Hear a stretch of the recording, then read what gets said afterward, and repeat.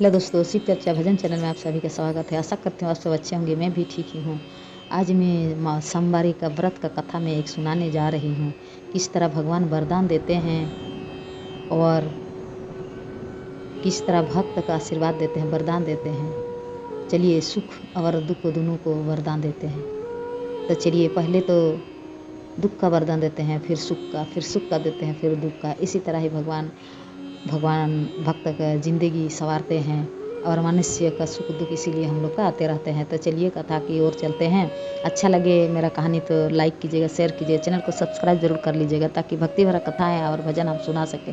तो चलिए कहानी की ओर चलते हैं। एक भक्त था, शिव भक्त। उसका नाम था राहुकाल, साहूकाल नाम था उसका। साहूकाल शिव का व्रत करता था, भक्त था। उसका कोई संतान नहीं था और सोमवार व्रत करता था साहूकार।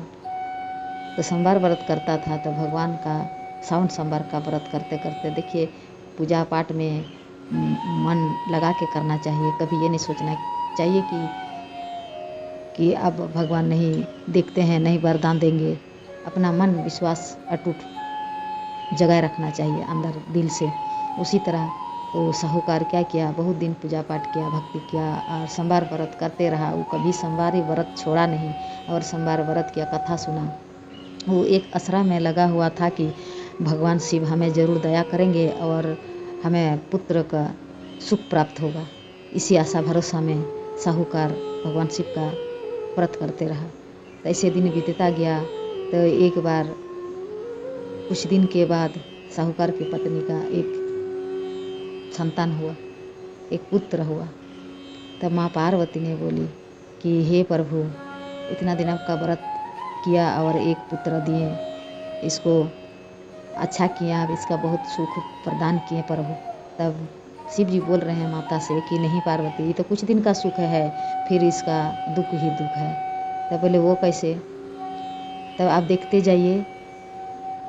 तब ऐसे ही एक दिन साहूकार के सपने में शिव जी सपने में बोले कि तुम्हारा इच्छा पूर्ति किए तथास्तु बोल के वो हर सोमवार वो व्रत करता और पुत्र के प्राप्ति ही मांगता कि भगवान से कि दीजिए। तो सपने में एक दिन शिव जी उसको वरदान दिए कि हाँ, तुम्हारा साहूकार को तुम्हारा पुत्र होगा और उसका 12 वर्ष तक की आयु है। ऐसे वरदान दे के और शिव जी चल गए, वहाँ से अदृश्य हो गए। और साहूकार का नींद खुल गया। जैसे नींद खुला तो लगा कि ये तो सपना था। तो वही सोचते रहा। साहूकार का पत्नी गर्भ से रही तो वो साहूकार खुश नहीं था। वो वही सोच रहा कि सपना था कि सच होगा सपना। तो कुछ दिन के बाद उसका पुत्र हुआ, साहूकार का एक पुत्र हुआ। तो सब खुश था, उसकी पत्नी भी खुश थी और वो खुश नहीं था। वो सपने के पीछे ही सोचते रहा, मन उसका विचलित रहने लगा कि ये सपना क्या था, 12 वर्ष का आयु है मेरा पुत्र का। तब उसी में वो धीरे धीरे टूटता गया। इतना अमीर था, बहुत अमीर था। तब क्या क्या कुछ दिन उसका साहूकार का पुत्र 5 साल का हुआ। इसके बाद उसका अपना साला को बुलाया, पुत्र का मामा को, और पूरा धन दिया उसको, रुपया पैसा दिया और बोला कि ले जाओ तुम्हारा भंजा को काशी पढ़ाने के लिए, और यहीं तुम रुकना, जहाँ जहाँ रुकना वहाँ यज्ञ करना और ब्राह्मण को दान देते जाना। इतना धन दिए साहूकार। अब मामा भांजे दोनों निकल गए वहाँ से। चलते चल गए और कहा जाता है कि घर से निकल गए तो उधरे 11 साल का जब हो गए तब उसी रास्ता से, जिस रास्ते से गुजर रहे थे, उसी रास्ता में एक बाराती जा रहे थे। तब राजकुमारी के साथ शादी करने के लिए बाराती जा रहे थे। उसका लड़का का एक आंख काना था। तब वो लड़का का पिताजी क्या बोला, उसको देख के कि साहूकार का पुत्र को दूल्हा बना के और ले जाते हैं, शादी के बाद उसको पैसा दे के भेज देंगे और पुत्र वधू को हम अपना घर ले आएंगे, अपना बेटा का। शादी होने के बाद तो और कोई ये नहीं है कि लड़की बोले कि हम नहीं रहेंगे, उसको तो रहना ही पड़ेगा। ऐसे छल कपट से वो जो बारात जा रहा था, उसका काना था, उसका लड़का का पिताजी वही सलाह किए और साहूकार का पुत्र को दूल्हा बना के ले गए। राजकुमारी से विवाह कर दिए और बोले कि विवाह कर दिए, कुछ पैसा दे के तुम विवाह करके चल जाना, ऐसे बातचीत करके और दूल्हा बना के ले गए। तब साहूकार का बेटा ने क्या किया, कि लड़की दुल्हन का जूनर में लिख दिया कि जिसके साथ तुम जाएगी वो तुम्हारा दूल्हा नहीं है, और मैं तो जा रहा हूँ काशी पढ़ने के लिए। साहूकार का पुत्र बोला, और ऐसा लिख के शादी करने के बाद वो चल गया। तब जब लड़की देखी लिखा हुआ, साहूकार का पुत्र का लिखा हुआ जब देखी तो अपना पिताजी को दिखाई, बताई, और लड़की घूंघट में थी। पिताजी तो उनका चेहरा, दूल्हा का चेहरा पहचान लिए थे। तो बाद में देखें विदाई के लिए वो कना लड़का आ रहे हैं, बोले नहीं ये तो मेरा दामाद नहीं है, मेरा दामाद को हम पहचानते हैं। तब विदाई नहीं दिए, बराती ऐसे वापस लौट के चले गए। और मामा भंजा वो दोनों काशी चले गए वहाँ पढ़ाई करने के लिए, विद्या प्राप्त करने के लिए। साहूकार का पुत्र को ले गए उसका मामा, और जगह जगह जहाँ रुकते यज्ञ करते, ब्राह्मण को दान करते, इतना धन दिए हैं कि ये सब करते मामा भंजा जाने लगे और काशी चले गए। वहाँ जाके पढ़ लिख के अपना ज्ञान प्राप्त किए और वापस आने लगे, लौट के वापस आने लगे। तब तक 12 साल हो गया था। 12 साल हो गया तो जहाँ पर वो लोग रुकते थे वहीं यज्ञ करते थे और दान पुण्य करते थे, तो उसी जगह रुके हैं। तब बोले, पिताजी ने बोले हैं तो यज्ञ कीजिए, मामा को बोले, यज्ञ करने लगे।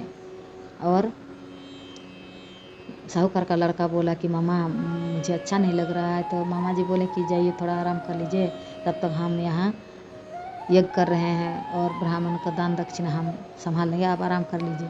जैसे आराम करने के लिए पेड़ के नीचे ही लेट गए हैं, तो बस उसका तो 12 साल पूरा हो गया था साहूकार का पुत्र का। तो शिव जी का वरदान अनुसार उसका प्राण पंखुड़ी उड़ गया, वो मर गया। और कुछ देर के बाद मामा उसको उठाने गया तो देख रहा है कि भंजा तो मर गया। तब वो रोने लगा, रोते बिलखते वो वहाँ सबको बोलाने कौन आएगा बीच जंगल में। तो वहाँ मामा उसका रोने लगा। तो उसी रास्ता से गुजर रहे थे, ब्राह्मण का भ्रमण करते हैं पूरा पृथ्वी में, शिव पार्वती भ्रमण करते करते उसी जगह का उस मामा का आवाज़ सुन पाए। तो पार्वती ने बोले, माँ पार्वती ने बोले शिव जी से कि हे प्रभु चलिए ना देखते हैं कौन इतना रोते हैं। तब पार्वती बोले, शिव जी बोले कि इसीलिए आपको बोलते हैं ना कि औरत जात को लेके नहीं चलना चाहिए, आप कौन रोते हैं क्या करते हैं, हर जगह देखते चलिएगा तो पूरा पृथ्वी भ्रमण कैसे होगा। तब बोले नहीं हम जा रहे हैं ऐसे करके। और माँ पार्वती आए और आके देखे मामा के गोदी में मरा हुआ भंजा। तब शिव जी के पास जाके प्रार्थना करने लगे माँ पार्वती की, हे महादेव, और उस लड़का का प्राण वापस कर दीजिए, बचा दीजिए। तब बता रहे हैं शिव जी कि वही लड़का है पार्वती, हम जो बोले थे कि उस साहूकार का कभी ये भी खुशी है तो कुछ दिन के बाद दुख है, उसी का पुत्र है। तो इसका तो वरदान दिया हुआ है कि 12 साल में मर जाएगा। तो 12 साल पूरा हो गया, मर गया, तो इसको हम कैसे जियाएं। तब माँ पार्वती ने बोले कि हे प्रभु, अब भक्ति की दृष्टि से एक बार देखिए, उस लड़का का माता पिता भूखे प्यासे अपना घर में है, आप जो सपना दिए हैं उसी के कारण देखिए वो भूखे प्यासे है। और मामा भी यहाँ रो रहा है, उसका वहाँ दुल्हन है, नया दुल्हन शादी करके जो ज्ञान लेने के लिए काशी आया। क्या होगा इस सब का प्रभु, हे महादेव, उसको वरदान दीजिए और उसको लंबी उम्र दीजिए। हम आपसे विनती कर रहे हैं, कृपा करके आप मेरा कहा मान लीजिए। माँ पार्वती भी शिव जी से वरदान देने के लिए जिद करने लगी। तब शिव जी क्या किए, देखें शिव जी अपना दिव्य दृष्टि से तो उसका माता पिता भी त्याग दिए हैं, खाना पानी त्याग दिए हैं। जब लड़का घर से निकल गया काशी विद्या प्राप्त के लिए, उस समय माता ने नहीं जाने दे रही थी, इसीलिए कि माँ है वो पुत्र के अलावा कैसे रहेगी, पुत्र छोड़ के इतना दिन के बाद हुआ। तब वो साहूकार ने उसको पत्नी को बोला कि एक बात तुमको हम बता रहे हैं, तुम रोना धोना नहीं, दिल पर पत्थर रख के सुनना है कि हमको सपना में भगवान शिव ने ऐसे बोले हैं कि 12 बरस तक इसका आयु है, इसीलिए ज़्यादा मोह मत रखिए और इसको पुण्य के कमाने के लिए इसको जाने दीजिए। तो उस समय से साहूकार उसका पत्नी को पता था। तब साहूकार की पत्नी ने क्या की, अन्न जल बार दी कि हम कुछ नहीं खाएंगे जब तक मेरा पुत्र 12 साल के बाद वापस ना आए। दोनों ने भगवान शिव का पूजा आराधना करते रही माँ पार्वती का। तो माँ पार्वती बोले कि हे प्रभु, भक्त का भक्ति देखिए, इतना भक्ति से विश्वास से भक्त, और हम दोनों को प्रार्थना पूजा कर रहे हैं प्रभु, तो भक्त का भक्ति का विश्वास रख दीजिए महादेव। और साहूकार का बेटा को जिंदा कर दिए और लंबी उम्र वरदान दे दीजिए। तब माँ पार्वती ने सब कुछ समझा बुझा के शिव जी को जब बताएं तो शिव जी बोले कि हाँ पार्वती ठीक है बोल रहे हैं, भक्त का विश्वास कैसे रहेगा भगवान पर। अगर हम भक्त का विश्वास जीते, साहूकार का पुत्र को जिंदा करें, तभी भक्त का भक्ति पूरा होगा और मन में विश्वास रहेगा भगवान प्रति। तो ऐसे ही शिव जी और साहूकार का पुत्र को शिव पार्वती ने वरदान दिए और मृत्यु था उसको जिंदा कर दिए, लंबा उम्र दिए उसको। और वहाँ से अदृश्य हो गए शिव पार्वती और उसका मामा का गोदी में ही उसका होश आ गया, दोनों का कुछ पता नहीं चला। तो फिर वहाँ से फिर उठ के चलते चलते आने लगे। तो उसी जिस जगह साहूकार का पुत्र का शादी हुआ था, जिस राज्य में, उसी राज्य होके आ रहे थे। तब राजा ने पहचान लिए अपना दामाद को और रास्ता से ले आए कि यही मेरा दामाद है, आप ही मेरा पुत्री से शादी किए हैं। तब साहूकार का पुत्र बोले कि हाँ, वो स्वीकार किया। तब राजा बुला के और मन स्वागत किए अपना दामाद को और उसी के साथ अपना बेटी को विदा किए और सब कुछ दान दक्षिणा दे के बेटी को विदा कर दिए। साहूकार का पुत्र, उसका पुत्र वधू और उसका साला तीनों वापस लौट के गए। 13 साल के बाद अपना घर लौट के गए। तो जब अपना घर लौट के गए तब तक साहूकार और उसका पत्नी का एकदम हालत ख़राब है, इतना हालत बिगड़ गया है, तबीयत बिगड़ गया, इतना अनपन बार दिया है। तो दोनों रेंगते हुए द्वार में आके और दोनों बैठ गए हैं, वहीं पर रहते हैं कि कब आए पुत्र का आस से वहीं पर रहते। तब देखिए उधर से पुत्र का, साहूकार का पुत्र का जो मामा था वो दौड़ के आ गए और बोले दीदी थाली उली तैयार कीजिए, आपका पुत्रों के साथ पुत्र वधू भी है। तब देखिए इतना दिन खान पान कुछ नहीं किया, दीप जला के रखा था शिव जी का मंदिर में, शिव पार्वती का मंदिर में दिया जला के रखा था। और जाके वहाँ से इतना उसका माता पिता का मन में खुश इतना हो गए कि जो उठ नहीं पा रहे थे तो दौड़ के जाके भगवान शिव पार्वती के चरण में माथा टेकने लगे और माथा पटक पटक के खुशी के आंसू रोने लगे। और वहीं का दिया उठा के लाके और द्वार में उसको आरती के साथ अपना पुत्र वधू को घर अंदर घुसाएं और खुशी के हमारे ठिकाना नहीं। साहूकार और उसका पत्नी को और पूरा गांव समाज को सबको बुलाएं, सबको दान दक्षिणा सबको देने लगे और दान देते थे। उसका ये भी नहीं पता था साहूकार का कि दान देते देते मेरा ख़त्म हो जाएगा। धन का तो कोई परवाह नहीं था, सिर्फ परवाह था तो अपना पुत्र का। वो धन से मोह नहीं रखा और नहीं रख रहा था, अपना पुत्र से इतना मोह था। हर कोई का रहता है अपना पुत्र से मोह। धन का क्या है, धन आते जाते रहता है, परंतु पुत्र का मोह, तो पुत्र तो अपना जान है। पूरा दान देने लगा साहूकार, जितना दान दिया धन, फिर भी उसका धन नहीं घटा।